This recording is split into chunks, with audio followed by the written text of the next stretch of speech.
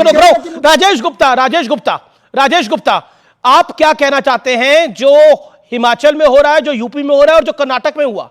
कर्नाटक में भी cross voting हुई है, बीजेपी के एमएलए ने कांग्रेस के लिए वोट डाल दिया है। देखिए, हम तो हमेशा से वही कहेंगे जो हमेशा से हम कहते आ रहे हैं कि ये जो होता आ रहा है कि जो सत्ता के अंदर है वो उसका दुरुपयोग कर रहा है।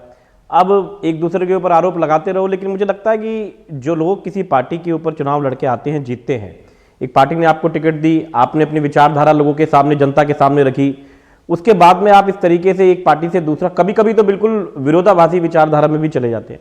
बड़ा अजीब सा फील होता है सब कुछ देख के, सुन के। मैं 2 बार का विधायक हूं, आप जानते हो, और मतलब मुझे समझ में नहीं आता कि लोग ऐसे कैसे कर लेते हैं। हालांकि हमारी पार्टी तो राइट इन बिटवीन है, ना तो आप मुझे लेफ्ट कह सकते हैं ना राइट कह सकते हैं, राइट इन बिटवीन चलते हैं कि स्कूल की, हॉस्पिटल की सुरक्षा, महिला सुरक्षा की बात करने वाली पार्टी है। लेकिन बड़ी अजीब सी बातें हैं। हालांकि आप जानते हो सेंटर के तो जो डर है, अब आप देखिए, लेकिन हिमाचल के अंदर तो कांग्रेस सत्ता में थी और कांग्रेस के विधायक गायब हो गए। कांग्रेस के विधायक बीजेपी के साथ जा रहे हैं। 7-20 से पहले तो झटका है, कांग्रेस ग्राउंड रियलिटी को समझ नहीं रही थी हिमाचल में। अमीश भाई, 7-20 से पहले आप मुझको सुनते नहीं, मुझे कम से कम 1 मिनट तो दे दो। जी जी, शादात को बहुत टाइम मिल जाता है यार, हमको भी थोड़ा सा टाइम दे दो प्लीज। मेरा ये कहना है, देखिए कि केंद्र में तो आप जानते ही हैं, मैं बार बार बोलता हूं कि उनके पास में 39 घटक दल के अलावा 4 और हैं, एक ईडी, एक सीबीआई, एक इनकम टैक्स है, और वो पैसा है जो सुप्रीम कोर्ट ने कहा कि इलेक्टोरल बॉन्ड से इतना पैसा जो आया, जो बताओ कहां से आया। उन चारों का वो दुरुपयोग करते हैं। अब स्टेट के अंदर भी कोई ना कोई सरकारें इसको यूज कर सकती हैं, लेकिन बीजेपी जिस लेवल पे ये काम को कर रही है, आप देखिए स्टेट दर स्टेट जिस तरीके से इस काम को करा जा रहा है। महाराष्ट्र में आप देख रहे हो, अभी आपने बताया कि मराठवाड़े में और कुछ लोग जाने वाले हैं। अब आप देखिए, उन्होंने शिवसेना को तोड़ा, पेट नहीं भरा, उसके बाद में एनसीपी को तोड़ लिया, पेट नहीं भरा, अब कांग्रेस को तोड़ रहे हैं। मेरा बस एक सवाल है, आज 150 से ऊपर सांसद कांग्रेस के आए हुए हैं जो आज भाजपा के अंदर है, तो क्या आज ये कांग्रेस मुक्त भारत है या ये भाजपा मुक्त भारत है जिसमें कांग्रेस? जवाब शहजाद पूनावाला जवाब, बैठे हुए हैं। शहजाद पूनावाला जवाब, Shehzad Poonawalla sharp reply. Now your turn. मैंने राजेश जी की पूरी बात सुनी। राजेश जी, पूरा उत्तर सुनिए। करेंगे ना कांग्रेस, सुनिए।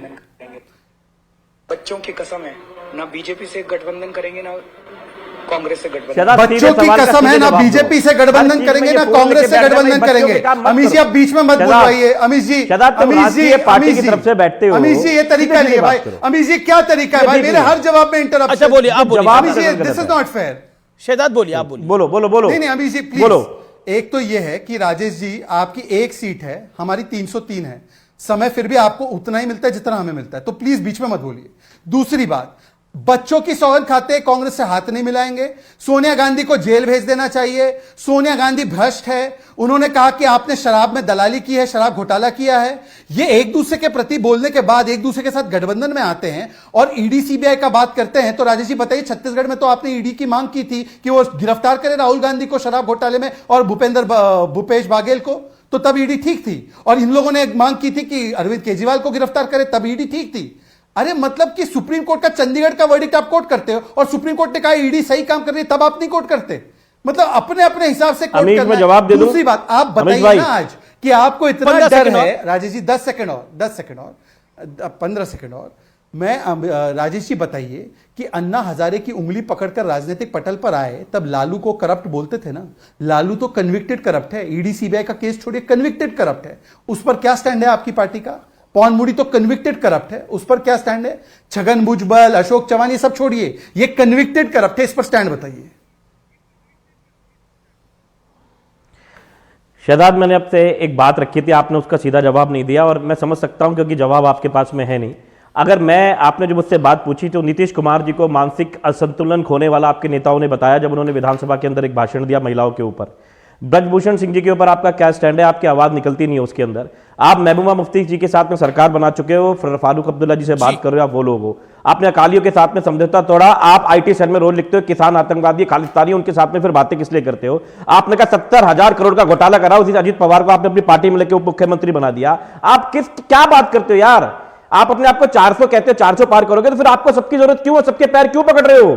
क्यों दूसरी पार्टियों को तोड़ रहे हो? आप अपनी विचारधारा को लेकर जाओ ना, इतनी अच्छी विचारधारा है तो लोग वोट कर देंगे आपको। लेकिन ये डर है, तुम जानते हो शहजाद के हालात खराब है, तुम हर पार्टी को तोड़ने की कोशिश कर रहे हो। और मैं बार बार कहता हूं, मैं तो यार तुम्हारे लिए सोच रहा हूं कि तुम्हारा भला कब होगा। दूसरी पार्टी को नेता आ जाएंगे, अरे मैं 2 बार का विधायक हूं, मेरे को ले लोगे, तो तुम्हारा नंबर कब आएगा मेरे भाई?